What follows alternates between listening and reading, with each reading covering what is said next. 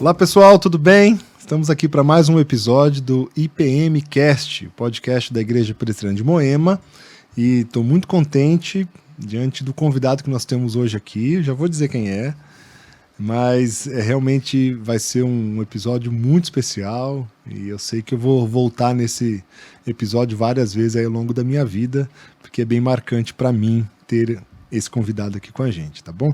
Antes de apresentá-lo e falar também do tema, eu quero fazer menção aqui à empresa e uma marca que está patrocinando esse trabalho, aqui esse episódio, tá? Eu quero recomendar, né, se você precisa desse produto, se você precisa disso, que você olhe com carinho. Deixa eu apresentar para vocês esse patrocinador. A Movi é uma marca que nasceu para mudar a forma como as pessoas escolhem óculos. Então, em vez de tratar os óculos apenas como produto, preço ou moda, a Movi entende que o visual acompanha a vida e muda conforme cada fase que você vive. Por isso, a Movi atua como uma consultoria de escolha consciente, ajudando cada pessoa a encontrar os seus óculos alinhados ao seu momento, a sua rotina e a forma como se apresenta no dia a dia. Com um modelo digital first e atendimento humano, a Movi não vende por impulso. Ela orienta, acompanha e assume a responsabilidade pela escolha, do primeiro contato ao pós-venda. A Movi, que significa visual em movimento, uma nova forma de escolher óculos. Então, aqui é uma apresentação da Movi e eu recomendo a vocês, essa equipe, né, que está por trás da marca, é uma equipe muito confiável, nós conhecemos, sabemos que fazem as coisas com muita qualidade e sabemos também que vai tratar você com todo carinho, atenção diante da sua necessidade, tá bom? Então considere a Movi aí como uma marca importante para a sua vida, tá bom? Dito isso, que é algo muito importante, quero apresentar o nosso convidado especial desse episódio, Pastor Ricardo Barbosa. Que alegria tê-lo aqui. Eu me alegro. É todo meu. Não, é meu, hein? Não vamos brigar por isso. Vamos brigar, né? Mas assim, eu tenho uma grande admiração pela sua vida, pelo seu ministério. Muito obrigado. Já fui abençoado muitas e muitas vezes, tá, pelo seu ministério, suas falas. Graças a Deus. E é uma alegria, um privilégio, eu sei que é um privilégio, e poder ter esse papo com você e gravarmos, né? Já tivemos outros papos, não gravamos. Tentei gravar no meu caderninho algumas anotações. E dessa aqui a gente vai poder compartilhar com mais pessoas, né, dos assuntos que temos aqui. Vai ser um prazer muito grande. É muito bom. Uma alegria enorme. E desejo que Deus abençoe a sua vida. Amém. Sua família. Obrigado Amém. pela disponibilidade, tá? Estar com a gente. É um prazer. É muito bom. E o nosso papo hoje, até já dizendo um pouco do nosso assunto, é falar um pouquinho sobre o desenvolvimento da sabedoria na nossa vida. Eu tenho o Pastor Ricardo como uma grande inspiração para esse processo que Deus tem para cada um de nós nos tornarmos sábios diante dele, diante do mundo onde nós vivemos, né? Então eu pensei de nós termos um bate-papo aqui sobre esse processo, esse transformar de Deus na nossa vida, baseado na sabedoria, como isso acontece, né? Então, você é convidado, marca aí uma curtida, se você puder chamar outros para assistirem, faça isso também, tá bom? Ricardo, antes de falarmos propriamente do assunto, vou pedir para você se apresentar em algum tempo aí, mas dizer onde nasceu, né? Sua família. Eu já ouvi histórias suas lá da sua cidade de origem, como ela foi formada. Tem muita coisa bonita nisso, mas te ouvir falar um pouco de si mesmo é muito, muito bom. Bom, o meu nome é Ricardo Barbosa de Souza. Eu nasci em Anápolis, em Goiás, perto de Goiânia, entre Goiânia e Brasília. Venho de uma família numerosa, né? Do lado do papai são 16 irmãos, da mamãe 12. Então eu cresci num ambiente de muitos primos, muitos tios e um ambiente muito rico. Anápolis, uma cidade que me marcou muito, ainda me marca, eu gosto muito de estar por lá sempre que eu posso. É uma cidade que nos anos 50, 60 foi considerada uma das cidades mais evangelizadas do Brasil, onde tinha um percentual de evangélicos cristãos maior no Brasil, um dos maiores. E teve uma influência muito grande da presença de missionários, tanto ingleses, né, da União Evangélica Sul-Americana, e dos americanos, né, na sua maioria presbiterianos. E os ingleses investiram muito em educação, saúde, e a história dos missionários que chegaram ali, grande parte deles eram médicos e se dedicaram a desenvolver não só o hospital, né, mas ali em Anápolis tem algumas curiosidades ali, porque o Dr. James Funston, que chegou lá, ele criou o hospital, começou obviamente na casa dele, mas ele construiu o primeiro edifício de Goiás, que era a escola de enfermagem. Ele que projetou, embora sem nenhuma formação, o prédio está em pé até hoje. Que beleza. O primeiro elevador de Goiás, ele que montou, trouxe as peças da Inglaterra e montou esse elevador na oficina do hospital. Está lá, está funcionando. A primeira máquina de raio-x de Goiás, ele que montou e colocou para funcionar. E assim ele trabalhou, ele percebeu, por exemplo, que a cidade não tinha lazer para as pessoas mais comuns, mais simples. E ele então comprou uma área, construiu um lago artificial e deixava os portões abertos de segunda a sábado para o povo frequentar, com 2 quadras de esporte. Eu mesmo fui para essa chácara por muito tempo na minha vida, na minha infância e adolescência. Então a cidade foi muito rica. Estudei num colégio que a missão criou, o Couto Magalhães, uma escola assim de ponta. Pra você ter uma ideia, em 67 já tinha um circuito interno de TV em todas as salas de aula. Né, isso em 67. E além do colégio tinha o internato masculino e feminino, tinha o seminário da cristã evangélica, um orfanato, todos os órfãos estudavam no colégio. Então, esse ambiente missionário da cidade me marcou muito, porque trouxe muita pequena, cultura. Sim. Em população? Sim, quando o Dr. Fanson chegou lá, acho que não tinha 20 casas na cidade. Assim. O pai dele foi missionário no Brasil, em Recife, isso no final do século XIX. E o pai dele era manco, ele sofreu um acidente com 9 anos, ficou manco, e queria muito ser missionário, mas nenhuma agência missionária aceitava por conta da deficiência dele. Mas um missionário veio para o Recife e com 1 mês ele faleceu de malária. Estavam procurando alguém para substituí-lo, ele se ofereceu e veio. E fez um trabalho excepcional. E o Dr. Fanson, que foi para Anápolis, o filho dele, nasceu em Recife. Mas aí depois eles voltaram para a Inglaterra, ele serviu na Primeira Guerra, foi convidado para ser médico real, acho que era o rei George, na Inglaterra. Ele recusou, pegou o mapa do Brasil e viu que no centro-oeste, num raio de 400 quilômetros, parece que não tinha um cirurgião.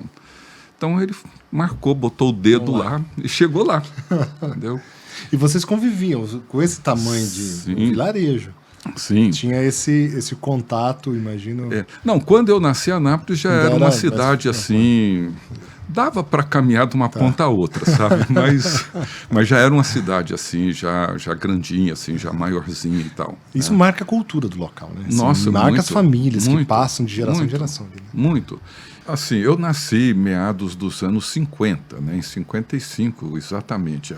Anápolis já era uma cidade de um porte assim razoável, né? Não era uma grande cidade, mas era uma cidade já bastante movimentada, com uma economia já relativamente forte, né? Com a presença dos libaneses e sírios que chegaram, que eram empreendedores. Então, a cidade já tinha uma economia razoável, já tinha um desenvolvimento bom. Mas, assim, esses missionários chegaram depois da Primeira Guerra, nos anos 20, foi o período em que a maioria foi chegando em Anápolis, os americanos acompanhando a estrada de ferro, né? E a cidade ganhou força com isso, né? Então, quando eu, na minha infância, já nos anos 60 para os anos 60, a cidade já era uma cidade razoavelmente já considerável, assim, não era uma cidade boa, assim, a segunda cidade de Goiás, né? Só tinha Goiânia, a capital, que era maior. Mas, assim, a influência cultural, né, foi grande, assim. Era um ambiente que o teatro era uma expressão evangélica, assim. Tanto na escola quanto na igreja tinha peças de teatro, assim, não necessariamente religiosas, né? O esporte, né, que eles trouxeram com as escolas, etc., era também uma presença muito forte, né, com arte, com tudo, né? Então eu cresci numa escola cristã, mas que tinha todos os meses tinha uma atividade cultural onde tinha os covers dos Beatles, dos Rolling Stones, etc., da Jovem Guarda, né? Tinha gente que imitava conectada, né? Uma cidade conectada com... Exato. Então tinha tudo. Tinha muito esporte, muita cultura, muita arte e uma vida assim muito vibrante. Então eu cresci nesse ambiente, meus pais Seus pais são de lá ou não? Eles o meu pai nasceu também lá. A minha mãe é de Goiandira, ali perto de Catalão, já quase na divisa com Minas. Seu pai foi buscá-la, né? Ela foi para lá, papai encontrou com ela lá. Né? O papai é de uma origem da cristã evangélica, que era muito forte, né? Um grupo foi acolhido por um fazendeiro por conta de conflitos religiosos e tal. E a minha avó era uma criança nessa comunidade. Ele doou um pedaço da fazenda que ficou conhecida como Gameleira dos Crentes e depois virou a cidade de Cristianópolis, uma cidade perto de Goiânia, que era uma cidade de cristãos, assim, 100%, né? Depois de um tempo é que foi chegando mais gente ali, né?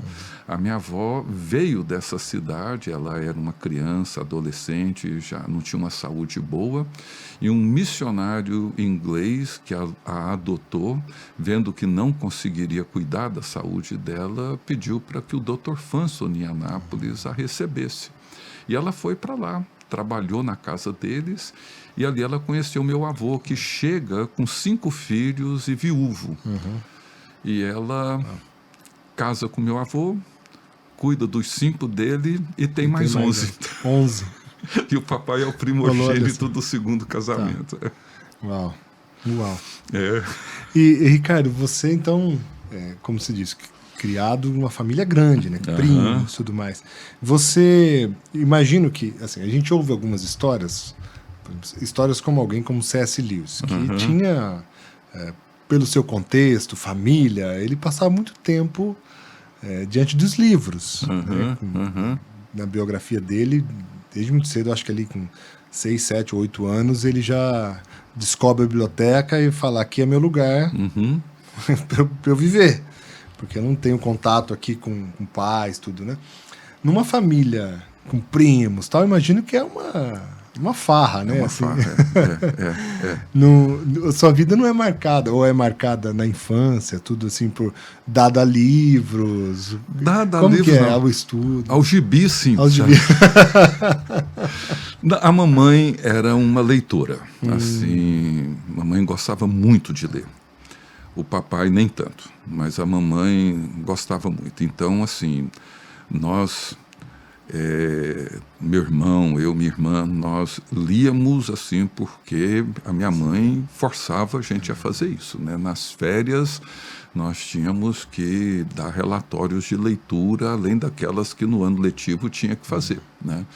Então a minha mãe tinha uma biblioteca não tão grande, mas boa, né? A obra completa de José de Alencar, a obra completa de Jorge Amado, a obra completa de Monteiro Lobato, tudo isso eu, depois que ela faleceu, eu carreguei comigo. Tem todos eles em casa. Legal. Então a mamãe lia bastante e nos colocava assim para ler nas férias sempre. Então meu hábito de leitura eu adquiri com ela, né? Mas, assim, curiosamente, na escola havia isso também, né? Assim, a escola tinha uma biblioteca não tão grande, mas uma biblioteca que, entre outras atividades acadêmicas, nós tínhamos horário de biblioteca onde nós tínhamos que ir para lá e ler. Sabe? Então, isso era parte, assim, da rotina da gente, sabe? Muito bom. Não, é uma história bonita. Bonito mesmo. E tem curiosidades da Anápolis, não é o nosso tema não, depois eu te conto, mas uma hora você vai no Google e coloca lá Hollywood do Cerrado. Olha. Nos anos 50, 60, tinha uma presença de atores de Hollywood em Anápolis. Ronald Reagan, Kirk Douglas, Charlton Heston, outros assim. A Mary Martin foi para Anápolis, ela era diretora de teatro da Broadway.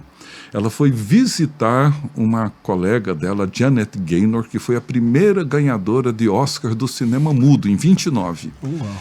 E ela acabou, por conta de uma outra amiga, ir para Anápolis e comprou uma fazendinha ali perto. E ela convidou a Mary Martin para visitá-la.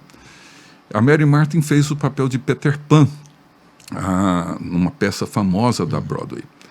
E ela conhecia essa turma toda, né?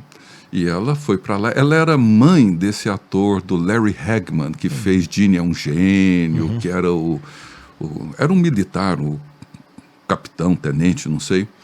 E ele ia para lá praticamente todo ano, né? Meu pai conviveu, meu tio conviveu, assim, eu vi a Mary Martin assim de longe, eu era um menino, mas ela tinha uma loja chique na cidade, a única loja chique da cidade. Que mexe com isso, né? Então, assim, teve durante um tempo, tinha voo de Anápolis para os Estados Unidos, nos anos 50, 60. A cidade, legal, muito bom, cosmopolita, na verdade. Ô, Ricardo, eu vejo isso. Eu sou de uma cidade pequena, no interior de São Paulo. E uma realidade, assim, bem diferente. Por exemplo, eu venho de uma família, eu acho que nós fomos dos primos, também muitos primos, né? Minha mãe eram 9 irmãos, ela é mais velha também. Do meu pai, 7. Mas convivemos mais com a família da minha mãe, né? Muito. Nós também. A família da minha mãe era mais próxima. Eu só queria saber de futebol, né? E não havia esse outro lado da questão do ensino, do estudo, né, da leitura. E nem tão pouco a cidade oferecia esse curso. Eu lembro que, para mim, quando eu comecei a me despertar para algo que aconteça fora daquela... E a minha cidade chama Cosmópolis. Cosmopolis, né? Assim, a cidade universo. Mas de universo. Exatamente, todo mundo. Mas de universo mesmo, assim, era só aquele que a gente conhecia, né? E eu lembro que o que começou, quando eu comecei a ter algum tipo de razão, era a ponte que a igreja presbiteriana tinha ao falar que ela era organizada na Escócia, né? Com John Knox. E aqui ele falava assim, Cosmópolis, Escócia, tem uma coisa da Escócia aqui, né? A presença da igreja, que traz esse universo ali europeu, né? Da reforma. Aquilo que ali pequeno, fala assim, existe alguma coisa além, né? Não tem internet. A contribuição cultural, assim, que a igreja sempre trouxe, né? É de uma riqueza impressionante. Né? Esse colégio que eu estudei, eu participei de algumas peças. A dona Noemi Sen, que era a esposa do diretor, uma americana, ela era muito criativa. E uma peça que eu fui... Eu que sou tão tímido assim, eu fui o ator principal, sabe? Era uma adaptação de Romeu e Julieta.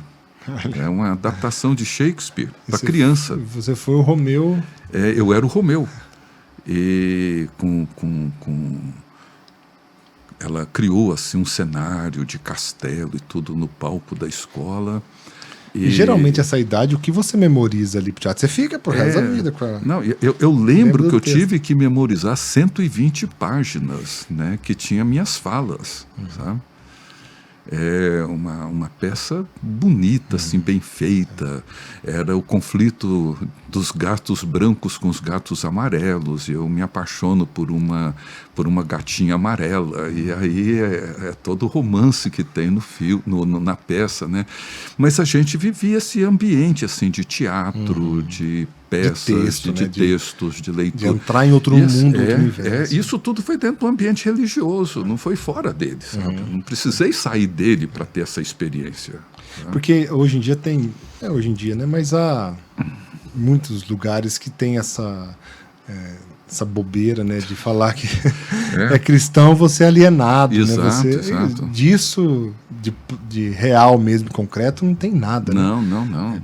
Ao contrário que o evangelho verdadeiro, a vida cristã, religiosa, ela proporciona, né? Esses missionários, eles expandiram muito, assim, né? Incentivaram. Meu pai vem de uma família pobre, meu avô perdeu tudo e sustentava uma família numerosa, 16 filhos, com umas hortaliças que ele vendia, tinha um pedaço lá que ele plantava, um pequeno canavial que ele fazia garapa, etc.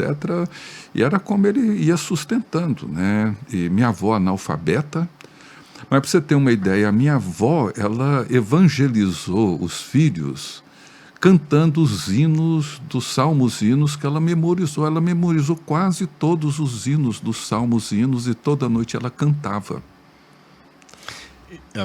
Eu partilho dessa semelhança. Minha avó materna também é analfabeta. E ela memorizava a Bíblia, versículos. Ela pegava os filhos, ela tem uma conversão tardia, bem mais velha, já tinha minha mãe. Uhum. E, inclusive, a conversão dela está muito associada à conversão da minha mãe, que se converteu quando perdeu o primeiro filho depois de 2 dias que nasceu. Uhum. E com o diagnóstico que não poderia ter mais filhos. Minha mãe teve, então nós mais 3, teve 3 filhos. E nesse processo, mais da dor do luto, que minha mãe tenha uma conversão, minha avó com ela, e a minha avó pedia, então, para os filhos que não queriam saber de nada, mas ela falava assim, vem cá, eu não sei ler, vocês já foram para a escola, eu quero que você fale aqui para mim esse versículo até eu memorizar. E ela memorizava, e ela tinha vários versículos memorizados. Então ela vinha e falava com as pessoas os versículos, porque a palavra de Deus diz assim, assim, assim, assim, assim. A pessoa ficava, uau, ela é uma leitora da Bíblia, né? Não, isso aconteceu muito com a família da minha esposa, a mesma coisa, assim, a avó dela aprendeu a ler a Bíblia. E só lia a Bíblia. Se botasse um jornal para ela, ela era analfabeta de jornal. Mas se botava a Bíblia... eu não sei como que isso funciona assim, na cabeça de uma pessoa. Mas talvez como uma foto, né? Uma imagem que vê uma palavra. Pode ser. Mas foi assim, foi um período bonito. Assim, foi uma infância, adolescência, juventude. O ambiente cultural... social nosso era a igreja, o lugar de encontro era a igreja, era lá que a gente se encontrava, e lá a gente jogava, brincava, e dali a gente partia para outras coisas, mas vamos encontrar? Vamos, é na igreja, então na porta dela, no salão dela, a gente encontrava lá, né? Eu pensei, se eu te perguntava sobre, por exemplo, como surgiu a sua inclinação, vontade, ou um chamado, que seja para a questão pastoral, mas pensei em mexer um pouquinho nessa pergunta. Te perguntar assim, quando que você... Porque eu acho que você estava dentro dessa cosmovisão muito marcada, né, pela presença da Bíblia, né, do Evangelho.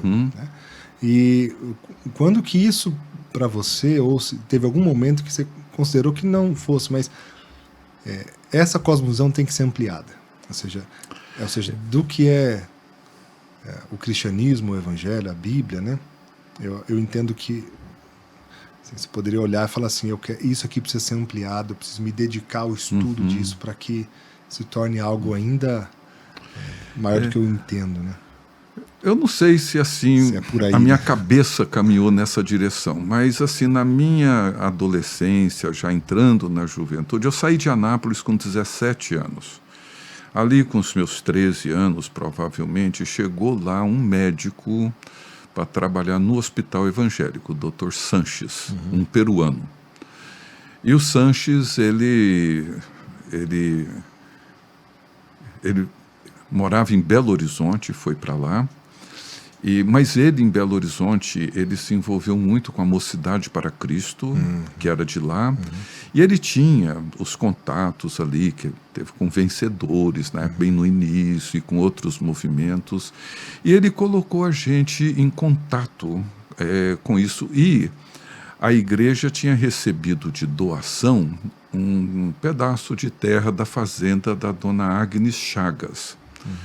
A dona Agnes é uma outra história. A dona Agnes, ela era uma viúva do Evandro Chagas, que era filho do Carlos Chagas. Ela foi uma enfermeira aposentada, acho que da ONU, morou na Bolívia, na Colômbia, não sei, em Cuba, e depois ela veio para o Brasil. Ela ficou viúva muito cedo, não teve filhos. Eu não posso afirmar com certeza, mas ela era filha de um dos fundadores do Mackenzie, um médico que veio para cá em 1800. John Mackenzie, possivelmente. Acho que o sobrenome é o Adel, não sei o que lá, o Adel. Ela tinha esse sobrenome. E ela foi ali para aquela região de Cocalzinho, comprou uma fazenda enorme, um casarão assim, estilo espanhol, que era a cultura dela. E ela doou um pedaço e o Sanches resolveu fazer um acampamento ali. Ninguém queria, ninguém acreditava nisso, ninguém pensava nisso, mas ele acreditava. E ele meio assim, meio doido assim, né?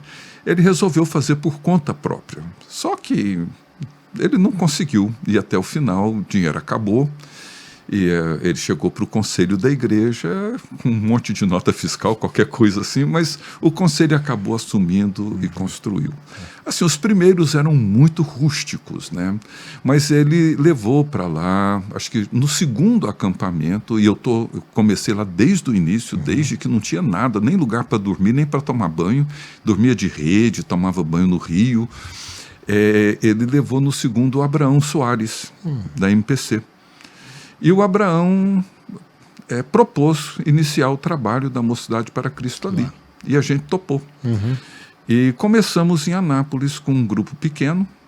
Era o Aristeu Pires, que é compositor e tal, hoje designer de imóveis. Era o Aristeu, mais uns 2, 3 amigos e eu. E começamos ali tentando fazer alguma coisa com estudantes, mas logo no ano seguinte eu já fui para Goiânia para estudar. Para o seminário? Não, eu fui estudar, fazer o ensino médio, né, o segundo grau na época. E ali nós começamos a MPC, e foi onde ela pegou. Éramos em 6 e ela começou, o Abraão começou aí. O meu desejo, assim, para fazer teologia e me dedicar mais a isso foi que aí de 71, 72 até 77 para 78, eu me envolvi muito com a Mocidade para Cristo, com o trabalho da evangelização das escolas, com secundaristas, etc. E eu já estava namorando a minha esposa, namoramos 6 anos, e pensando em casar, ali eu já estava com 20 e poucos anos, perto de fazer 23, fiz em 78, e passei no concurso do Banco do Brasil, veio a carta me convidando, me chamando para tomar posse, e aí meu pai era do Banco do Brasil, tinha um orgulho de ser funcionário do Banco do Brasil, mas assim, uma dessas coisas que a gente não explica, eu falei para ele que não ia tomar posse, não queria. E ele tentou, assim, conversar comigo. Não, pressionar, mas assim, não, você toma posse, casa, depois você deixa e vai fazer o seminário. Eu falei, pai, se eu entrar eu não vou sair, né? Eu sei que eu não vou sair. E eu vou estar casado, vou ter filho, e eu já vou ter uma renda que não vou largar. E ele falou, então tá bem. E aí, em 78, eu fui para Brasília, tinha um seminário batista recém-iniciado em Brasília, mas ele era antigo, ele veio do Piauí. E dos batistas conservadores, da mesma missão do Dr. Shedd e tal. Eles já estavam uns 2, 3 anos em Brasília, não sei.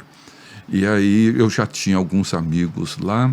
A minha intenção primeiro era ir para Campinas, mas para ir casado era complicado. E tinha uns colegas em Campinas e o clima, o ambiente não era assim dos melhores na época, né? Passando por uma crise.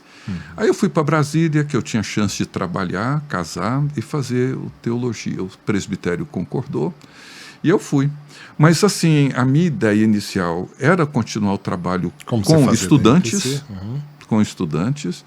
mas durante os meus estudos, a ideia de trabalhar com a igreja, com o pastorado e pensar em começar uma igreja tomou forma.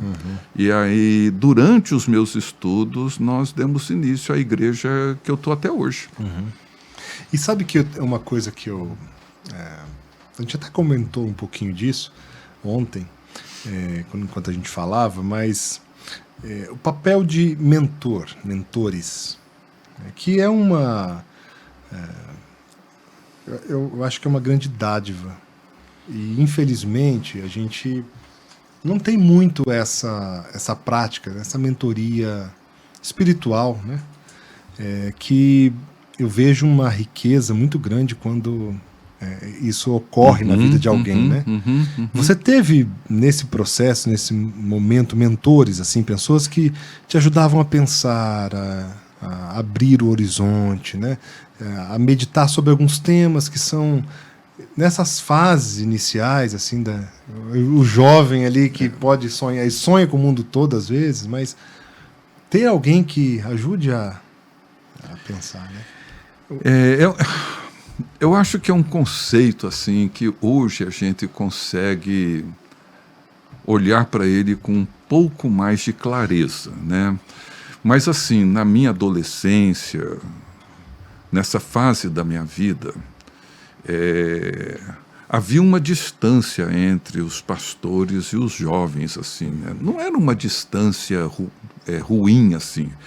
Eles eram de uma outra geração, mais austeros alguns, assim, mais, né? Sisudos. Às vezes, assim, a aproximação, a relação não era assim tão próxima, tão pessoal, né? Então, dentro da Mocidade para Cristo, o Sanches teve uma influência na minha vida, o Abraão Soares teve, mas eram assim, eu talvez os classificaria mais como líderes que apontaram caminhos, incentivaram, motivaram, assim, eu fui muito ajudado por eles, tenho uma gratidão enorme. Dos pastores que eu tive, o reverendo Aristeu Pires foi o que talvez nessa fase me ajudou mais. Era um pastor da velha geração, né? Mas era uma pessoa extremamente culta, e culta porque ele tinha uma memória que era impressionante. Ele foi para Anápolis, ele chegou lá, eu deveria ter uns 9 anos de idade, mas como eu era muito amigo do filho dele, do Aristeu Júnior, então eu vivia na casa dele. E ele tornou-se, assim, um pastor mais próximo. Ele de Anápolis foi para Brasília, eu fui para Goiânia, e quando eu fui para Brasília em 78, eu fui para a igreja dele e ele me adotou como um seminarista. E assim, uma coisa bonita é que não foi uma decisão do conselho da igreja. Eu era um seminarista da igreja. Mas ele tinha um outro emprego, ele trabalhava meio período, ele tinha um outro trabalho. E ele me chamou e falou assim, olha, eu vou fazer o seguinte, desse segundo emprego que eu tenho, eu vou tirar uma parte do meu salário e eu vou te pagar. E para você fazer o que eu não faço nesse horário lá na igreja. Você atende as pessoas, você visita, etc. Então, assim, uma fase da minha vida eu vivi bancado por ele, assim, ele tirou do dele e me ajudou. E ele era uma pessoa muito sábia, sabe? Essa sabedoria, assim, de olhar e conseguir entender, interpretar uma situação e nos ajudar a transitar por ela. Então, ele deu muito apoio ao trabalho da Mocidade para Cristo em Brasília, porque ele entendia a juventude e via a dificuldade das igrejas e dos conselhos, etc., em lidar com aqueles movimentos, né, MPC, ABU e outros ali na época, né? E ele foi um pastor que acolheu isso tudo. Mas, assim, não sei se eu classificaria assim como um mentor. Ele me deu um apoio enorme, conversava muito comigo. Fez uma coisa que assim, me marcou muito, porque uma vez aqui em São Paulo eu vim para um congresso ainda como estudante e pedi para o meu pai me dar de presente a coleção, o comentário bíblico do Matthew Henry, um puritano, 6 volumes que eu vi. Era uma livraria internacional que tinha ali no centro. Ali. Eu ia toda vez, eu ia lá. E era um volume internacional, ele era meu caro e meu pai me deu. E aí um dia o reverendo Aristeu já estava perto de aposentar, ele me chama na casa dele, dizendo que tinha um presente para mim. E eu cheguei lá no quarto, lá tinha a coleção do Matthew Henry, uma coleção antiga dele, né? Eu tentei dissuadi-lo para me dar outra coisa, né? Mas era essa que e falei, não, o senhor vai precisar dela, é muito bom esse comentário, porque boa parte desse comentário o Matthew Henry escreveu de joelhos. São 6 volumes dessa grossura, 2 colunas cada página. Eu tenho esses comentários no Logos. Ah, é? Eu tenho. Eu tenho ela, eu tenho físico, assim, um dos livros, né? Mas ele olhou para mim e falou, Ricardo, se não fosse o melhor que eu tenho, não seria um presente. Eu tenho que te dar o melhor que eu tenho. É esse aqui. Recebi, muito grato, aquilo me tocou muito. Cheguei em casa, peguei o novinho que eu tinha, dei para um colega meu que estava estudando também, doei para ele e fiquei. Estou com um antigo lá. Mas assim, essas coisas marcaram muito, né? O Ari Veloso, aqui de São Paulo, à distância, também me incentivou em muitas coisas, né? Me ajudou a ter uma visão de igreja, assim, no início, que me marcou muito. E o que me formou, depois dessa fase do começo da nossa igreja, já em meados dos anos 80, também numa forma assim, mais distante, não tão pessoal, foi com a Fraternidade Teológica Latino-Americana, aí que com Valdir Stornagel, que me introduziu mais, e ali dentro com a convivência com René Padilha, Samuel Escobar, com Tito Paredes e vários outros que eu convivi dos anos 80 até os anos 90. Aquilo me marcou muito, aquilo abriu minha cabeça para um mundo completamente novo. E depois, em 91, quando eu fui estudar no Canadá, aí ali eu conheci o Dr. Houston, e ali, esse sim eu posso considerar que foi um mentor para mim, porque ele entrou na minha vida, entrou na vida da minha família, da minha esposa, revirou a vida da gente, colocou de perna para o ar tudo e mudou minha vida. Como que é isso? Eu não tenho uma ideia do que é isso, o que é essa mentoria que entra na vida. Rapaz, ele, assim, Marcelo, ele está com 103 anos hoje, né? Ativo, cabeça dele muito boa, a mobilidade já bem limitada, mas ele continua lendo, continua escrevendo, continua trabalhando. Está numa casa de idosos, os filhos colocaram uma poltrona dessas bem confortável, com uma mesa acoplada nela, uma estante de um lado, a estante do outro, e ele vai botando os livros ali, vai lendo e escrevendo. Mas ele, assim, quando eu o conheci, ele certamente foi a pessoa mais sábia com quem eu convivi. Porque ele não era apenas um acadêmico, uma pessoa de um conhecimento impressionante em todas as áreas. Eu nunca vi uma pessoa que não conversasse com profundidade em qualquer área. Eu sei que tem formação em economia, ele conversava de bolsa de valores como se ele vivesse daquilo, sabe? Entendia como que funcionava, aconselhava pessoas onde investir, sabe? E você chegava na casa dele, você não via jornal, não via nada, não tinha televisão. Falei, onde é que ele aprende tudo isso, né? Mas ele uma vez me disse assim que Deus o dotou de uma memória que ele guardava tudo que ele lia para poder orientar os seus alunos, os seus mestrandos e doutorandos, dizendo, olha, esse assunto você vai encontrar em tal livro, na página tal a tal, você vai encontrar em tal. E ele tornou-se uma pessoa assim muito... assim, um conhecimento muito profundo, mas não só o conhecimento, a capacidade de integrar o que ele conhecia com a vida, com a própria vida, com a própria história, era imenso. Então, ele olhava para você e ele soltava uma pergunta ou outra, e aquilo te levava inevitavelmente a entrar numa conversa pessoal, mesmo que você não quisesse. E com isso, desde a primeira conversa que eu tive com ele, foi uma conversa que eu cheguei assim, meio arrogante, assim, querendo fazer uma crítica da escola e tal. Ele me ouviu, né?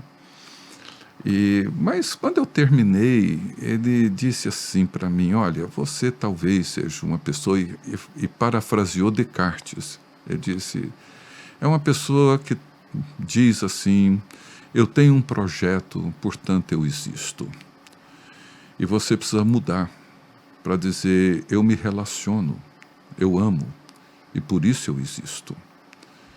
Falou, você veio aqui para fazer da teologia mais um projeto da sua vida, mais um diploma, mais uma conquista. Se é isso que você quer, você vai ter. Estude, faça as provas e você vai ter. Agora, se você quiser uma teologia para mudar a sua vida, não para aumentar o seu conhecimento, mas para te transformar, eu posso te ajudar. Mas você vem aqui a semana que vem e me diga o que você quer. Porque se você quiser um diploma, eu não tenho muito o que fazer. Mas se você quiser mudar sua vida, talvez eu possa te ajudar. E eu voltei.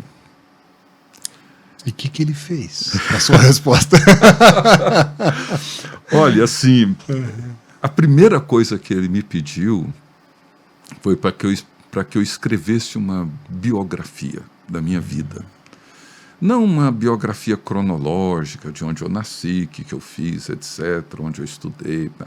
Não, ele falou, eu queria que você escrevesse uma biografia sobre sua família, seus relacionamentos, as experiências ruins, dolorosas que você teve, as boas,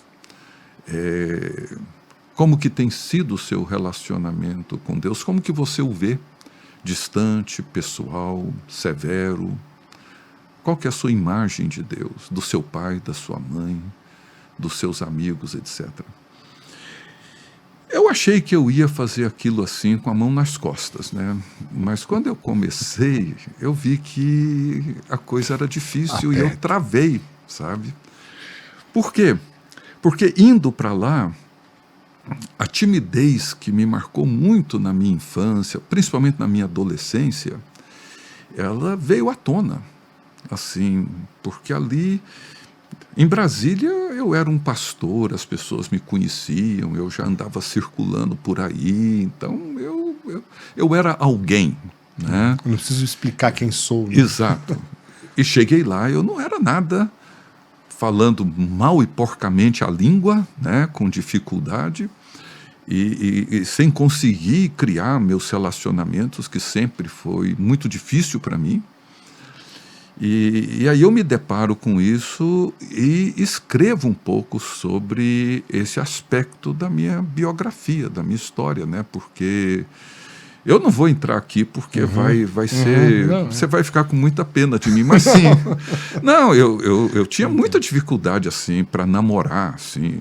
Eu praticamente não namorei, que eu não conseguia conversar com a menina. Me botava, assim, perto de uma menina que eu tivesse algum interesse por ela, travava, assim, não saía nada, eu não conseguia abrir a boca. Era impressionante, assim... Eu, assim, tive uma ou duas, assim, nunca terminei com nenhuma delas, todas elas me deram fora, porque eu não sabia. E, assim, com a minha esposa hoje, que eu gostava muito dela, mas não tinha coragem de dizer nada, a gente começou a namorar, assim, eu nunca falei com ela, assim, nunca propus nada para ela, assim, aconteceu acidentalmente, assim, de eu encostar na mão dela, ela não tirar, e eu segurei a mão dela, ela não soltou, é um sim, né? Eu me dei por namorado dela e pronto. E assim eu continuei. Mas enfim, ao comentar com ele isso, assim, foi uma conversa longa, eu vou reduzir ela, colocar ela bem resumida. Eu comentei isso com ele e ele disse para mim o seguinte, ele falou assim, essa sua timidez é um pecado e você precisa tratá-la como um pecado. E eu disse, não é. Não é. Eu sou tímido, sou introvertido, não sou uma pessoa que tem facilidade para um relacionamento, mas eu não vejo isso um pecado. E ele disse, não, eu não estou falando que a introversão, o seu jeito de ser, sua personalidade seja um pecado. O que você precisa entender é que essa timidez fez de você uma pessoa incapaz de amar. Você não ama, você controla, você domina, mas você não ama. Você não é capaz de abrir a mão assim, você fecha. Você provavelmente não ama sua esposa, não ama seus filhos, você sequer ama a Deus. Você os usa e os controla, porque o tímido tem medo de perder. Por causa disso, ele sempre opta pelo poder e não pelo amor, porque o amor envolve renúncia, o poder, domínio. E você gosta do poder. Você tornou-se pastor por conta do poder, porque era a maneira de você ser aceito. Meu irmão, ele bateu assim, como é difícil ouvir, né? Eu fiquei, assim, algumas semanas tentando entender aquilo, sabe?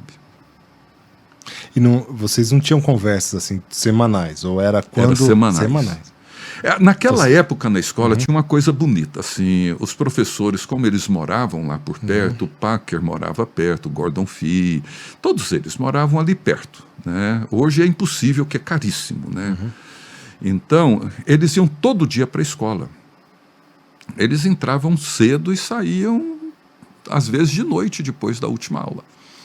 E o Dr. Houston, toda segunda-feira, às 14h, ele colocava uma tabelinha na porta da sala dele com os horários livres que ele tinha durante a semana. Então, ele marcava os horários de aula, o horário do almoço, reunião de professores, qualquer coisa assim, e deixava o resto livre de meia e meia hora para a semana inteira. E os alunos iam lá e iam colocando o nome. E você tinha que correr, porque 3 horas estava tudo cheio. O dele ficava cheio.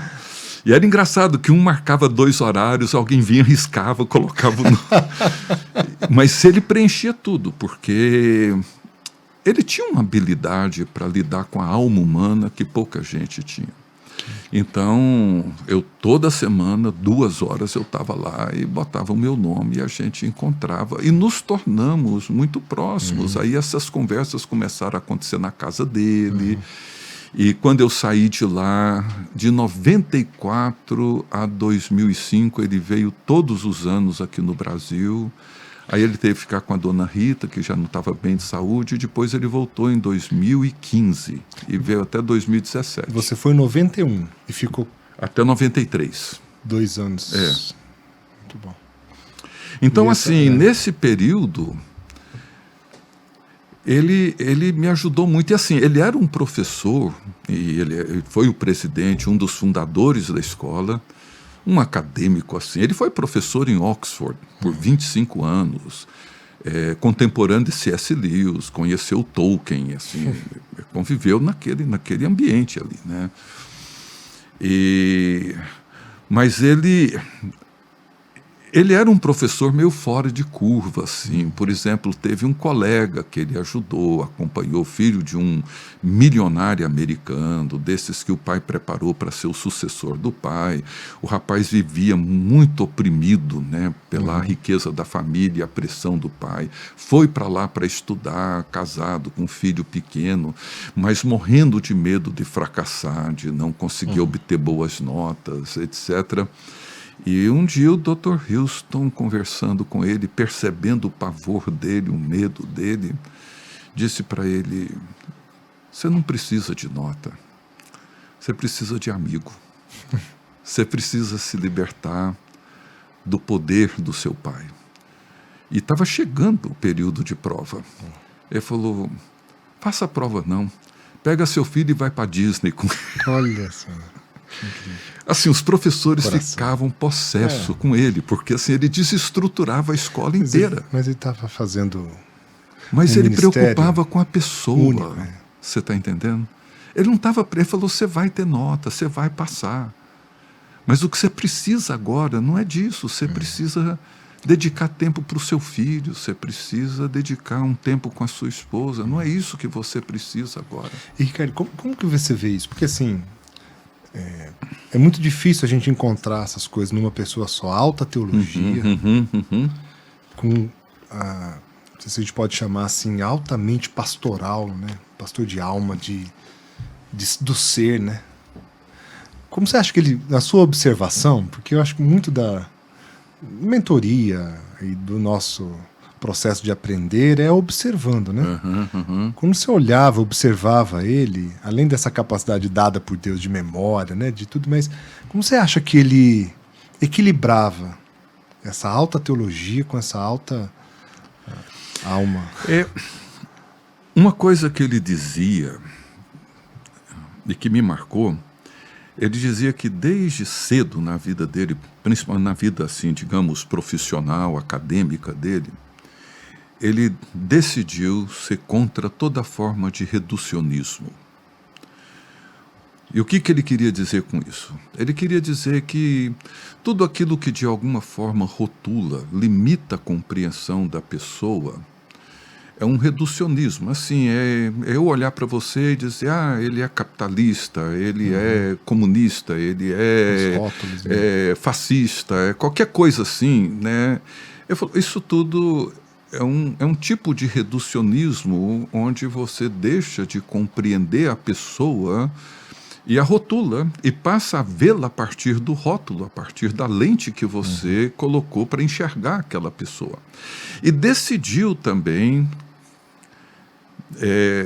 optar sempre pela pessoalidade. Então, ele sempre foi pessoal na maneira, inclusive, de dar aula. Quantas vezes ele veio aqui e ele está falando, dando uma palestra num congresso, alguma coisa assim, e termina, ele vai em direção a uma pessoa e diz: olha, quando eu falei isso, eu vi que os seus olhos encheram de lágrima. O que está acontecendo? Ou, quando eu disse tal coisa, eu vi que você balançou a cabeça negativamente. Sabe? Então, ele tinha esse cuidado pessoal, sabe? A conversa dele era sempre pessoal.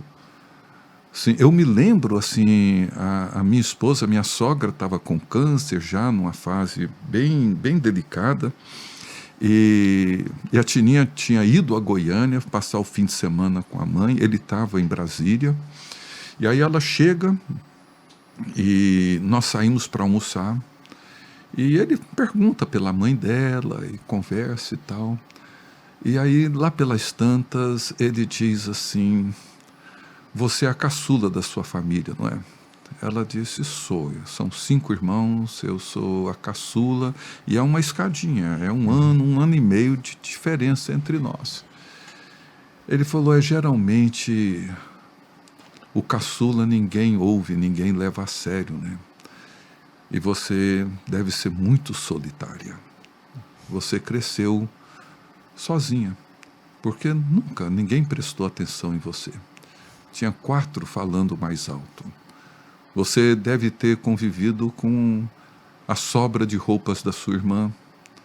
Seus pais não paravam para prestar atenção em você, e aí ela começa a desabar, né? Porque ele acertou na mosca, mas o pior é que ele vira e fala, e você casa com uma pessoa insegura? Fala, vamos manter só ela no centro hoje? E que quer Me tudo poupe um pouco. e que quer tudo em torno dele mesmo, o que intensificou a sua solidão e o seu sentimento de abandono. E aí ele trazia a palavra. E aí ele entra e dizendo, minha querida, você não desenvolveu a sua confiança básica. E aí ela perguntou, mas o que é a confiança básica? Ele falou, é aquela confiança da criança que aprende a confiar no pai.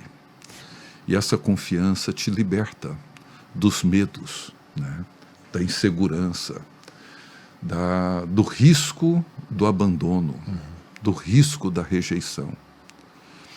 E ela se abriu e compartilhou os sentimentos de abandono e tal, embora uma família numerosa, uma família normal, sabe? Mas assim, como filha caçula, ela nutriu essa solidão. Então, ele percebia isso assim. E conseguia trazer aquilo que estava oculto, né? Exato. Para a luz. E fazia isso com uma gentileza, com uma bondade. Ele não revirava a sua vida e te largava. Uma vez, para você ter uma ideia, né, nós estávamos num retiro. Ele deu a palestra e terminou, era um retiro de pastores. E terminou, a gente estava numa roda e um dos pastores, muito amigo meu, gosto muito dele, ele é muito divertido, ele é falante, ele tem sempre uma piada para contar, ele toma conta da conversa e todo mundo ri, ele tem sempre um caso para contar, e o Dr. Wilson chega ali na roda, não entende nada, mas ele fica observando. Aí, de repente, no meio daquela roda, no meio de todo mundo, ele olhou para esse pastor e falou assim, você ri demais. O que é que você está tentando esconder? Marcelo, na hora, caiu. Ele começa a chorar. E os dois saem. E aí ele compartilha um drama de saúde que a família estava vivendo. E que tinham esgotado os recursos financeiros, os médicos não sabiam mais o que fazer, o quadro era grave, e ele desaba no choro. E ali eles conversam. Mas depois esse pastor pergunta, mas como que o senhor sabia que eu estava escondendo alguma coisa? Ele falou, não sabia. Ele falou, eu não sou profeta. Ele falou, eu conheço a minha dor. E eu sei o que eu faço para eu protegê-la. E isso me remete aos encontros que Jesus tinha. Sim. Com pessoas, imagina, a mulher no poço. O jovem rico. O jovem rico. Nicodemos. Era uma em pergunta, que, assim, né? lê, né? Eu só fiz uma pergunta. Era uma pergunta. Mas desmonta. Era isso. Era isso, uma pergunta. Assim, um livro assim, que me ajudou muito com isso são As Regras Pastorais, de Gregório Grande. Gregório, que foi século VI, né? Acho que ele foi o primeiro papa monge, né? Era um missionário, e ele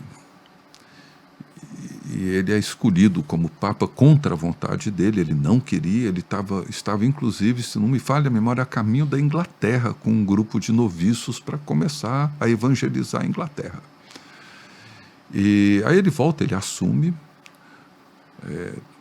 teve um papel pastoral muito grande, né? Assim, ele influenciou muito, assim, criou um estilo de música que está nas paradas até hoje, né?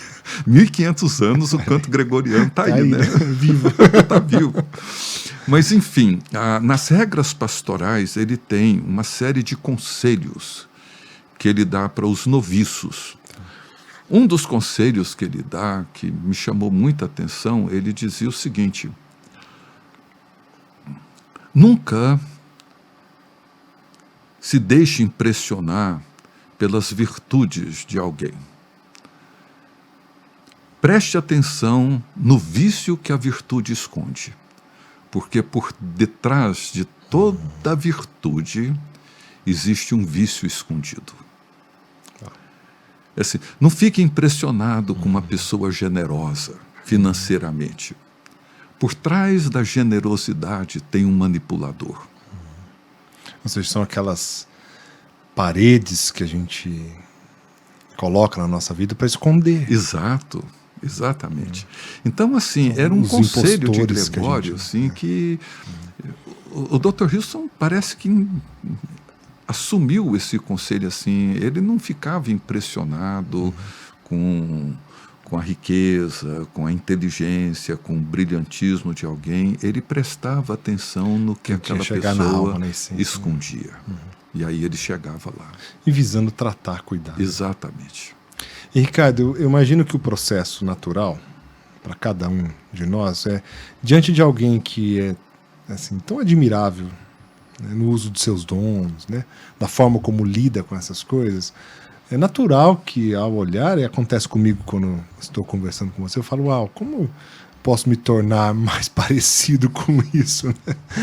E tem e são dois caminhos, né? Não acredito que deva ser para nós o caminho saudável falar, eu quero ser como ele, né? Isso. Cada um tem a sua identidade, a sua uhum. personalidade. Mas o seu olhar para ele gerou isso num primeiro momento, o seu de falar, puxa, eu quero também viver isso, né? E você tentou trazer isso para sua... Acho que, assim, tentar trazer, acho que eu nem cheguei a cogitar, porque eu já sabia que eu não ia conseguir isso. Não, o que foi me marcando e foi me ajudando, etc., foram essas... Ou melhor, foi esse jeito dele de abordar, de procurar compreender a pessoa. Além, né? Por exemplo, numa aula dele, ele nunca ia direto no ponto assim que um determinado autor escreveu uma determinada coisa. Por exemplo, se ele fosse falar, e eu tenho aula dele sobre isso, num curso que ele deu, uma das aulas dele foi sobre a influência da psicanálise na espiritualidade ou no conhecimento humano, alguma coisa assim. Mas ele gasta assim, uns 20 a 30 minutos entendendo a história de Freud. Ele não vai em alguma coisa que Freud escreveu, algo que ele disse, e a partir dali, não, falou isso, não. Freud nasceu em tal lugar, de uma família assim. Então, tudo que é possível para ele investigar da vida de Freud, entender a história dele... chegou nesse... Para entender o pensamento dele. Ele falou, o pensamento não nasce do nada. As ideias, inclusive o doutorado dele, ou um deles, sei lá o que, foi sobre a história das ideias. Né? Porque falou, olha, um conceito não nasce do nada. Né? O seu, o meu, assim, vem da nossa história, do nosso jeito de ver. Né? Então, uma pessoa que, sei lá, sofreu algum tipo de privação na sua vida, na sua infância, famílias disfuncionais, etc., etc., essas pessoas vão desenvolver uma visão da vida, uma compreensão da vida, né, a partir daquilo dali. Ali vão escrever e vão explorar. Então, ele sempre procurava entender a história da pessoa, e não para desconstruir qualquer coisa, mas para entender melhor o que essa pessoa escreveu, pensou, comentou, falou, etc. E isso para mim foi muito importante. Assim, eu comecei a perceber o quanto que as narrativas pessoais são importantes, sabe? Então, assim, um princípio que a gente pode absorver disso daí é é incentivar as pessoas, você como eu, no trabalho pastoral, às vezes as pessoas nos procuram com um problema, com uma crise, com uma dificuldade, um conflito, etc.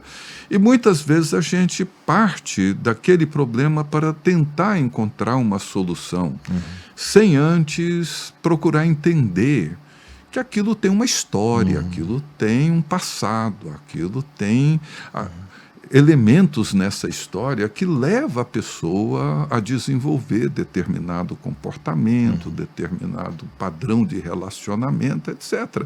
Como na conversa que ele teve com a minha esposa, ou seja, ela cresce num ambiente normal, saudável, mas ao mesmo tempo, por ser uma caçula, numa escadinha, os pais trabalhando, o pai dela era fiscal, viajava muito, a mãe dela tinha que trabalhar, e toda a ansiedade em relação aos filhos, né?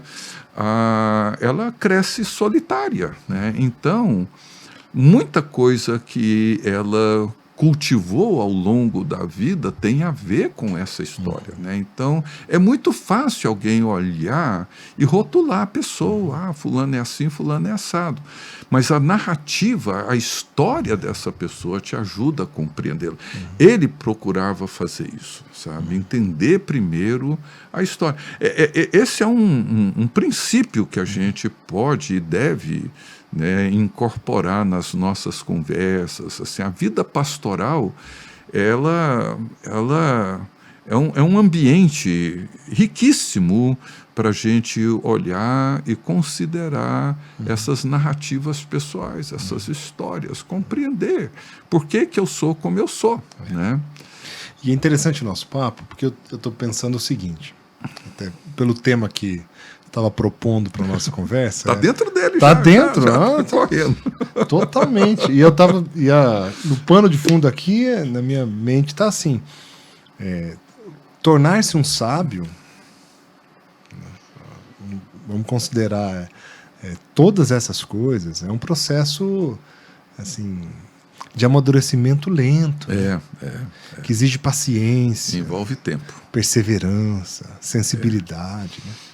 E eu fico olhando o nosso mundo tão agitado, com as inteligências artificiais, trazendo tudo muito rápido, o atalho, né, para você chegar numa resposta. E como, claro, eu tô com 41, vou fazer 42 em março, e ainda tem uma geração aí para o exercício do ministério, né? E a preocupação de nós cuidarmos, né, na Igreja de Cristo, de ter ambientes e locais que permitam essa profundidade, desenvolvimento disso para a saúde da Igreja. Na sua leitura, assim, pensando a geração que temos, você é mais otimista ou pessimista com o que nós estamos vivenciando na formação de sábios, maduros, assim, né? Eu teria dificuldade de dizer que eu sou pessimista, mas é mais perto disso do que de outra coisa. Mas assim, eu me lembro quando o papai foi eleito presbítero emérito, lá na igreja dele em Goiânia, e o papai já estava com 80 e poucos anos, me chamaram para pregar lá na igreja, né? E eu preparei o sermão e dei o título da perda da sabedoria numa sociedade tecnológica, né? Ou numa cultura tecnológica. Porque hoje nós não temos sábios, né? Nós temos técnicos, né? Nós temos hoje pessoas que sabem resolver problemas, né? Ter resposta para os conflitos, etc. Inclusive, assim, não estou falando de técnicos, de gente que mexe com a tecnologia propriamente, mas assim, você vai numa livraria e a quantidade de livros do 10 passos para isso, como se faz isso, etc., está ali, né? Você tem assim toda uma cartilha, né? Com passo a passo do que fazer. Assim, a nossa cultura é uma cultura pragmática e tecnológica, o que traz consequências, né? Uma delas, por exemplo, é a forma como, e você observa isso tanto quanto eu, como que nossas igrejas e muitas das igrejas mais novas, e eu faço isso, eu olho e não vejo cabeça branca em algumas igrejas que eu visito. Vejo muito pouca cabeça branca. Por quê? Porque toda a estrutura do culto e de tudo mais é Tem montada, expulsado também. é montada para uma nova geração, né? Embora tenham os cabeças brancas, né? Mas assim, você vê que acaba sendo uma geração que não tem sido reconhecida ou não tem dado a ela as condições para ela ter um espaço adequado. Não é criar programa de terceira idade, lá na minha região, arrumar viagem para Caldas Novas, coisa assim, clube de dança. Não, pode até fazer, eu acho que é bom, eles precisam. Mas não, é reconhecer o lugar, usando uma linguagem bíblica, o lugar do ancião na vida da igreja. Por quê? Porque o ancião é aquele que tem a memória. E a memória e todos o acúmulo dos processos Isso, que passou ao longo da vida, né? isso. Então, assim, ele tem a memória. É por isso que no Velho Testamento você vê que o ancião, ele tinha assento ao lado dos príncipes e juízes de Israel. E um sinal de decadência moral, espiritual de Israel era quando os jovens zombavam dos anciãos. Tá? Então, eles reconheciam o lugar do ancião porque era aquele que tinha a memória, preservava aquilo que precisava ser preservado como ritmo, como símbolos, como os elementos que preservavam a história, a experiência. Eles tinham isso, né? Você vê que as crises em Israel se davam quando o povo ia perdendo a memória dos grandes feitos de Deus na história. Se me chama a atenção, acho que porque eu vou ficando velho, né? Eu estou com 70, mas eu olho assim, quando você vê ali a visão de João em Patmos, ele vê em volta do trono 24 tronos e 24 anciãos. Ele vê gente idosa. Não são 24 garotões Jovens. Assim, né? Soldados, Espertos, descolados, etc. Não. Por quê? Porque nisso reside a sabedoria. Mas hoje nós temos esse, eu chamaria assim, de um risco que envolve a valorização das ferramentas e dos recursos que uma geração mais jovem manipula e usa com mais habilidade, e o risco de ignorar o lugar do ancião na vida da igreja e da família, né? Porque, num certo sentido, ele é um mentor. Ele é aquele que ajuda os jovens a darem continuidade. Uma coisa que me chama a atenção, quando os meus netos vão dormir em casa, são 4, né? Do Arthur são 3 de 11, 9 e 4. E o do Tiago, da Flávia, é um só, que está com 7 anos. Mas quando eles dormem em casa, eles me pedem para contar as minhas histórias. É interessante. Conta as histórias de quando você era criança, sabe? Conta as histórias de quando... Eles querem ouvir essas histórias, sabe?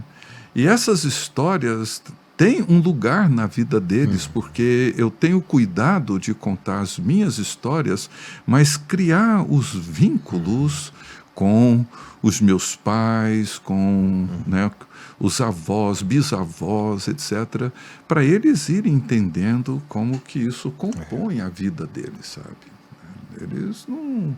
Sabe? Mas a gente vive uma geração assim, tipo Mr. Bean, né? Assim, Mr. Bean, ele despenca de algum lugar do espaço, cai numa rua escura de Londres e sai andando. Quem é ele, ninguém sabe. Ninguém sabe de onde ele vem, nem para onde ele vai, mas é aquela criatura totalmente desconectada de tudo, né? Mas assim, as nossas igrejas precisam entender o lugar, o papel do ancião. É claro que nem todos são sábios. Né? Isso não é automático. A idade não os torna. Não necessariamente. Mas na medida em que eles são reconhecidos, o interesse em cultivar a sabedoria... Eu tenho uma única irmã da mamãe viva. Ela vai fazer 92 agora. Agora, está fazendo já. Fevereiro, né? Nós já estamos aqui. E eu gosto de ir para Anápolis para sentar e conversar com ela. Sabe? Porque ela tem a memória. Ela traz a minha história. Eu consigo me entender melhor ouvindo-a do que tentando fazer um mergulho em mim mesmo ou sentando com algum terapeuta tentando me analisar. Porque ela reúne todos os elementos da minha história, da minha vida, coisas que meus pais não falavam comigo, mas ela fala. Então, eu vou para lá, falando daqueles missionários... Tem o Dr. Joe, que foi médico dos meus avós, dos meus pais, meu médico, está fazendo também 92, 93. Filho da doutora Hattie, que foi uma dessas missionárias escocesas que chegou lá em Anápolis. E o Dr. Joe é uma dessas pessoas sábias, sabe? Ele nasceu na Escócia, mas voltou para cá bem com 8 meses, com menos de 8 meses. Ele volta para o Brasil com a mãe dele. Foi para a Ilha do Bananal, ela trabalhava lá, enfim. Mas ele tem uma visão de vida, uma experiência de vida, que ele solta aquelas pérolas sem esforço e sem a gente provocar. Sabe? Por quê? Porque elas fazem parte da história de vida dele, da mãe dele. E, Ricardo, no 2023, no encontro do Projeto Timóteo, foi quando, para sua infelicidade, mas eu encontrei, na hora que o pessoal estava jogando futebol, você estava lá sentado quietinho, vendo, né? Aquela bagunça. E eu cheguei do lado, posso falar 5 minutos contigo, né? E aí eu pedi ali falei, Ricardo, eu preciso de alguém para me mentorear. Preciso de um mentor, né? E a sua disponibilidade ali foi muito generosa, foi muito boa. Eu disse, sem dúvida, vamos sim conversar, né? Vamos tranquilo. E aquele encontro me marcou muito pessoalmente, né? Os dias ali. E eu lembro da sua fala na manhã. Eu conversei com você à tarde, mas de manhã, na sua fala, você disse algo que era mais ou menos nesse caminho, assim, de talvez o alvo da nossa vida, aquilo que mais faz sentido em termos de projeto de vida, talvez caminhe na direção de nós nos tornarmos sábios em Cristo. Ou seja, se você tiver que pensar um projeto de vida, não projete, agora as minhas palavras, né? Não projete ser o alto executivo, o dinheiro tá X na conta, né? Mas tornar-se um sábio. Porque não é pragmático, né? Assim, não é uma decisão técnica. Né? Então, a oração de Salomão, né, na consagração do templo, né, ele termina a oração pedindo para Deus fazer do povo um povo íntegro de coração. Inteiro. Né? Um povo que soubesse integrar as diferentes percepções, compreensões, integrar aquilo tudo num centro só. Né? Para quê? Para terem um coração sábio. É a mesma coisa que Tiago, no início da carta, vai dizer, né? Que o que nós adquirimos com as provações, a provação da fé, é ganhar um coração inteiro, íntegro, perfeito, que ele chama, né? E aí ele emenda aquilo dali, dizendo: se alguém necessita de sabedoria, peça a Deus. Veja que aquilo está dentro de uma sequência, né? Como que alguém adquire a sabedoria? Ele, olha, peça a Deus, não como quem vive titubeando, ora querendo, ora não querendo. Não. Se você realmente deseja, Deus dá. O que significa que eu preciso aprender no longo processo, a integrar. Porque hoje, assim, a nossa cultura, ela fragmenta. Assim, tudo está funcionando, assim, a imaginação, o intelecto, as emoções, os afetos, os relacionamentos, está tudo funcionando, tudo existe, mas fragmentado, né?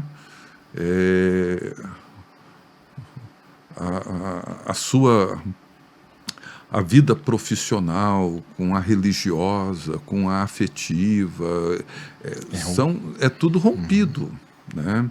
Então você encontra pessoas que são extremamente competentes nos seus negócios, mas um fracasso nos seus relacionamentos, né? Por quê? Porque não existe essa integração. E a experiência espiritual, a experiência cristã, é esse caminho onde Deus vai nos ajudando a integrar todas as coisas, integrar o conhecimento com a vida, integrar o trabalho com a prática da fé. Ou seja, você não compartimentaliza. Do tipo, domingo eu estou na igreja, segunda eu estou no trabalho e tal dia. Não. Você começa a integrar tudo aquilo, e na medida em que isso vai se tornando um bloco só, cujo centro é Cristo, e a nossa conformidade com a sua imagem, com a sua semelhança, isso nos torna pessoas sábias, né? É como você vê Paulo nas cartas dele, às vezes, vivendo situações difíceis, complexas, prisão, açoite, etc. Ele não fragmenta essas experiências, ora revoltado com uma situação assim, ora alegre com uma outra situação. Não, ele vai ao longo da sua jornada integrando tudo aquilo, e quando você vê as suas últimas cartas, é um banho de sabedoria, os conselhos que ele dá, a visão que ele tem, a maneira como ele percebe, como ele enxerga, como ele orienta, por exemplo, Timóteo nas duas cartas dele. É uma sabedoria imensa. Ele não orienta Timóteo assim, pragmaticamente, embora tenha conselhos bem práticos, mas ele orienta Timóteo mais do que resolver um problema, a entender o que está acontecendo. E voltando à pergunta que o Houston fez para você ali, né? Naquele sua primeira conversa, né? Você quer o diploma, né? Ou você quer a transformação, a mudança, né? E vai partir de cada um de nós, né? Responder isso, né? Eu quero uma teologia para me dar mais um diploma, ou eu quero uma teologia para mudar minha vida, né? Eu quero um pastorado para eu ter uma carreira, ou eu quero um pastorado para poder integrar minha vida com a vida dos outros e poder contribuir com a formação de outras pessoas. Mas para isso é muito importante que a gente mantenha um olhar sempre atento para nós mesmos, né? Entendendo as nossas limitações, fraquezas, as lutas que são inerentes à vida, ao ministério, à família, olhar, e um olhar igualmente atencioso para fora. Né? E sem dúvida o papel de um mentor, assim, ele é de uma valia muito grande, né? Muito, assim, muito. E saber identificar algum sábio alguém que tenha uma maturidade, né? E trazer para perto da sua vida. Depende, você concorda que depende muito de cada um buscar e chamar? É. Né? E é interessante, assim, uma vez, eu cito muito o Dr. Rios porque, assim, ele foi muito importante, tem sido.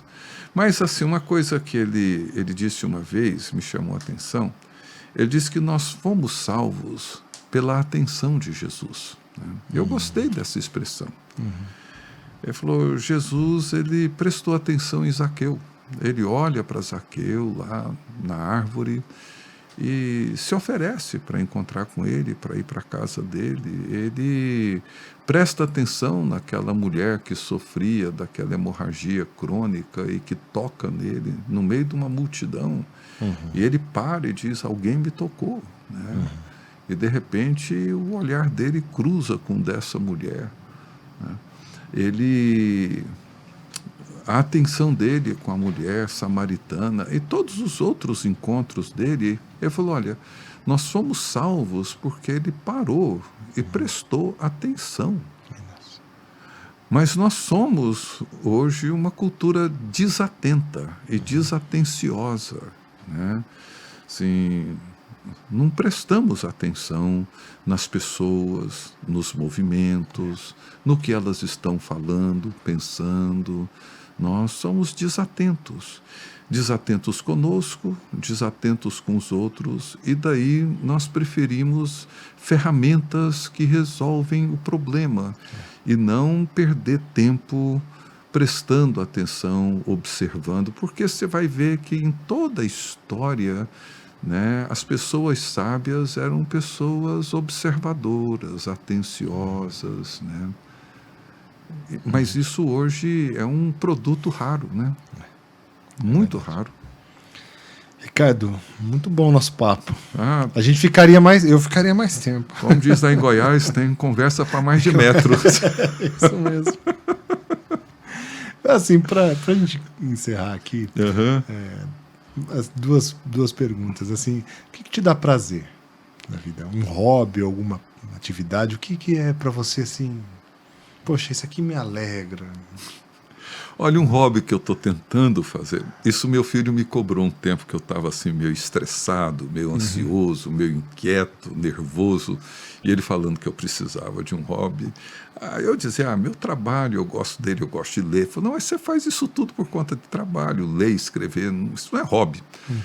Aí eu tentei pensar em algumas coisas, não achei muita, mas descobri que eu gosto de montar Lego. Olha. Isso eu fazia quando meus filhos eram pequenos. E voltei a fazer muito devagar, mas assim, venho fazendo, montando um carro, uma coisa assim que eu gosto. Assim, já tô entrando no quarto agora. Isso eu comecei recentemente. Né? Mas os meus netos estão fazendo e estão na minha frente. Eles já me mandaram uma foto assim, de uns 2 ou 3 que eles já fizeram. Ou seja, é um bom presente, presentear com Lego. Opa, é. Legal. Isso assim me distrai. A hora que eu começo a fazer, eu tenho que pegar um período assim que eu não vou ter outra coisa, e ali eu sento e vou fazendo aquilo. Não é uma coisa assim que me prende intelectualmente. Eu não tenho que pensar, mas eu tenho ao mesmo tempo que estar atencioso com aquilo. Aquilo me distrai. Né? É uma coisa que eu gosto. Alegria, Hoje, assim, nessa fase da minha vida, né, eu passo boa parte do meu tempo em casa. Eu atendo na igreja, assim, eu atendo gente da igreja que me procura, tenho os cursos do Centro Cristão de Estudos, as coisas que eu tenho que escrever, ou seja, eu trabalho hoje mais do que eu trabalhava quando eu era o pastor efetivo da igreja. Mas quando eu era o pastor efetivo, eu tinha que me envolver com outras coisas institucionais, né, de programas, etc. Hoje isso eu não me envolvo, né, o pastor Tiago e Davi cuidam disso. Então, esse meu tempo em casa, para mim, tem sido um tempo muito bom. Então, eu gosto de cozinhar. Essa é uma outra coisa que eu gosto de fazer. Não sou um chefe no estudo, não sou... Não, eu gosto de inventar e fazer. Então, a comida lá em casa, a refeição, eu que cuido dela. Né? Então, eu gosto de fazer isso. E no domingo, quando a família inteira reúne e almoça lá em casa, o Arthur e eu cozinhamos, né? O Arthur é bom, ele lê, ele estuda, né? Acho que ele diria o mesmo de você, né? Ele faz bem feito, então quando ele está lá, eu sou assim um auxiliar dele. Mas ele é muito bom. Então a gente faz, isso eu gosto de fazer também. Então, essa vida doméstica, o Arthur vai lá para casa com frequência para trabalhar, então ali a gente tira um café, conversa, isso tem sido muito bom. Agora, de fato, escrever, embora não seja uma atividade que eu me sinta que seja fácil para mim, é sempre muito difícil, porque eu tenho dificuldade de concentração, eu tenho dificuldade com algumas coisas, mas no fundo eu gosto, porque eu costumo dizer que eu penso melhor com as mãos do que com a cabeça. Então, tudo aquilo que me vem na cabeça, assim, eu tento escrever, porque na medida que eu escrevo, aquilo vai ficando claro ou confuso, né? Se está confuso, aí eu tenho que resolver. Mas são coisas que eu gosto, sabe? Eu gosto de conversar, gosto de estar com as pessoas para sentar e conversar, o assunto que vier, sabe? Isso me dá um prazer muito grande. Então, assim, essas coisas me alegram, sabe? Eu gosto delas, sabe? Então, hoje, assim, estar com pessoas, com uma conversa boa, ler ou escrever, cuidar dessas coisas em casa, receber meus netos e a gente preparar comida para eles e montar um Lego, isso me dá um certo prazer. E, Ricardo, a última, prometo. Você tem algum livro que você recomendaria, um filme?